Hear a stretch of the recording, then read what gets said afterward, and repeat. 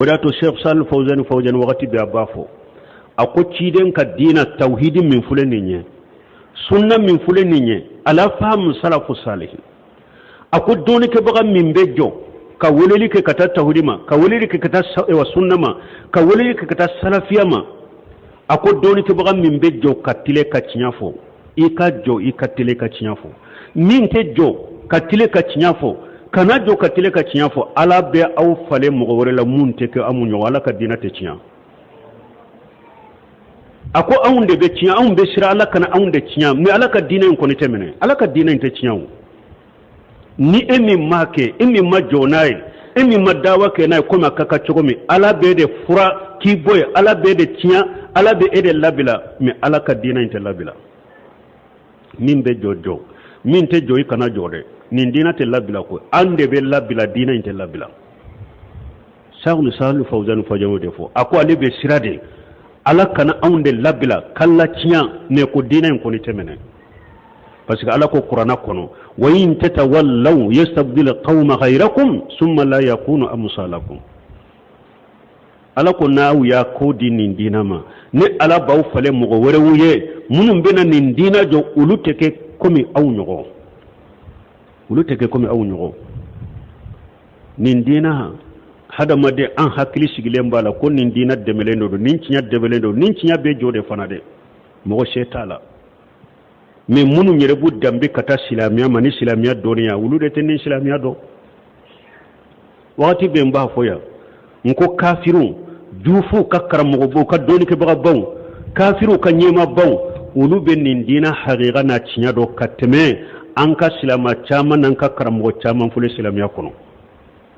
wulu ba do nyenni fo ka doto faransi o do jufu do be akwa bake ka faransi ka president nyini yere aya wojo chima abake ka kuma salafiya ka o jufu abake ka kuma salafiya ka ko salafiya koro de ka sagi kata ko koroma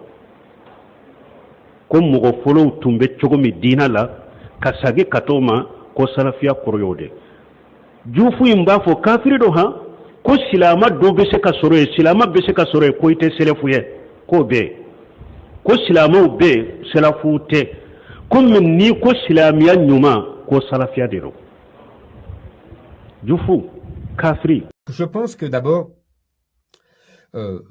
le salafisme, le wahhabisme, c'est le retour à l'islam des origines. Le salaf, ça veut dire ancêtre.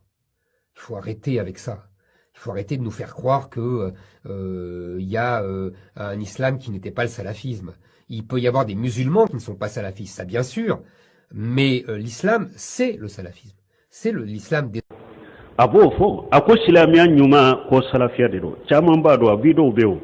abe francis sisa abe candidat nyina ulu ye kafiru de ye jufu de ewa ko mugote silamiya kele francis ka bo fana mugota ke ka silamiya kele ka fo mi kafiri to ni silamiya jugu afule kan ninde fo karamugo sorla aw mbolo ya duguturu yon bu bolo ko salafiya yere bidiya de o be la kali togodi o be la kali togodi jamana en ko karamugo jamana ni doni jamana de maliyen karamogo fura aw boloya ube mimbaro ka ube wajuli ko salafiya kuma yere bidiya de jufu kafiru pule ka fo ko silamiya yere haqiqa salafiya de ko salafiya de kasage ko silama fulo koro tumbe chogo me an kasage kata o chogola e aw karamogo to desera ka salafiya do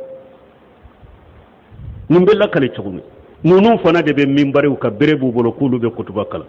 o jamana masina jama kulu munun be nunu nofe ube cinya ye donjuma ube cinya ye sanjuma ube cinya ye kalo jumana jama munun be nunu de nofe har ni kafiru ya ka dina famu ka silamiya famu ka teme aw yereka aw be mugo kanda donjuma aw be mugo kanda kalo juma aw be mugo kanda ku bila cinya ka sanjuma